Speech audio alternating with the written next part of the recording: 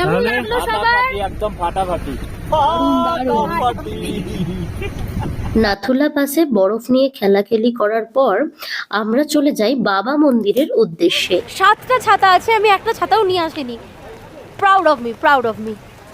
বীর সৈনিক বাবা হরভজন সিংকে স্মরণ করে এই মন্দিরটি নির্মিত।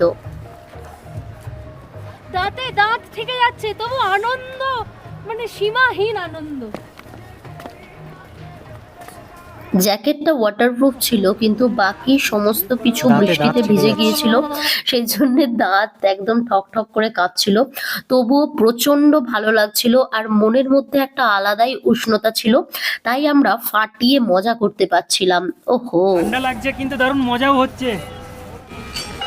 1902 সালে ভারত চীনের যুদ্ধের সময় বীর সৈনিক বাবা হরভজন সিং কর্মরত অবস্থায় মৃত্যুবরণ করেন এবং কথিত আছে তার মৃত্যুর পরেও তিনি সহকর্মীদের স্বপ্নে আসেন এবং তার মৃতদেহ খুঁজে পাওয়ার বিভিন্ন পথ দেখান এবং তার স্মৃতিতে একটি সমাধিক্ষেত্র নির্মাণেরও ইচ্ছা প্রকাশ করেন। তাই তার স্মৃতিতে 2খানা বাবা মন্দির নির্মাণ করা হয়েছে এই সিকিম অঞ্চলে। এরপর যাব পরের ঠিকানায়।